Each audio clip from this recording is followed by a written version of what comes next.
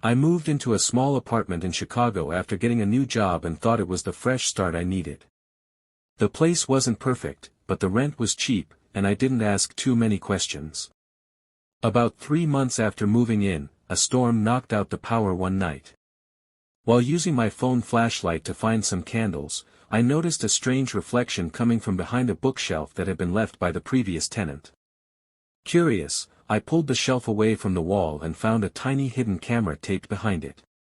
My heart immediately started racing. I assumed someone had been spying on me, but when I looked closer, the camera wasn't aimed at my bed, desk, or anywhere inside my apartment.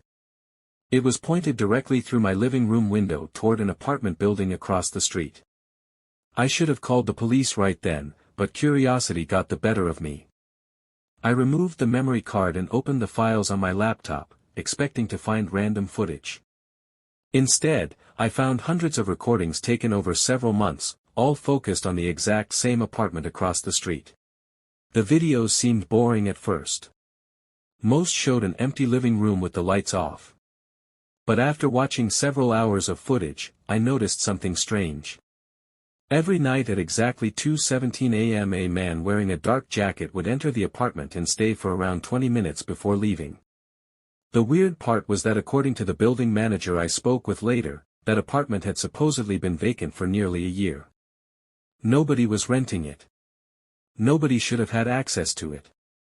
The more footage I watched, the more uncomfortable I became. The previous tenant had clearly been monitoring this place for a reason. Then I found a folder labeled "Important." Inside were screenshots, dates, and handwritten notes from the camera's owner. One note read, "If you're seeing this, I probably disappeared before I could figure it out." Another listed several license plate numbers and times. Suddenly, this no longer felt like a random discovery. It felt like I had stumbled into an investigation that someone else had started and never finished. Against my better judgment, I decided to visit the apartment building across the street. I waited until the next night and watched from my window. At exactly 2:17 a.m. the same man appeared. This time, I followed him. He entered the supposedly empty apartment using a key and left 20 minutes later carrying a large black duffel bag. The next morning, I contacted the police and showed them everything I had found. What happened afterward shocked me.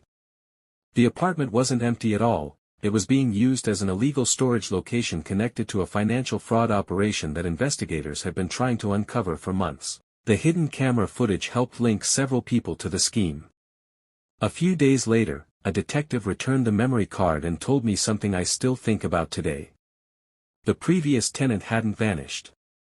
He had entered witness protection after providing information about the same operation. The camera had been his backup plan in case anything happened to him. I moved out of that apartment shortly afterward, but even now, whenever I hear a strange noise in the middle of the night, I remember the hidden camera and wonder how close I came to becoming part of a mystery that was never supposed to be mine.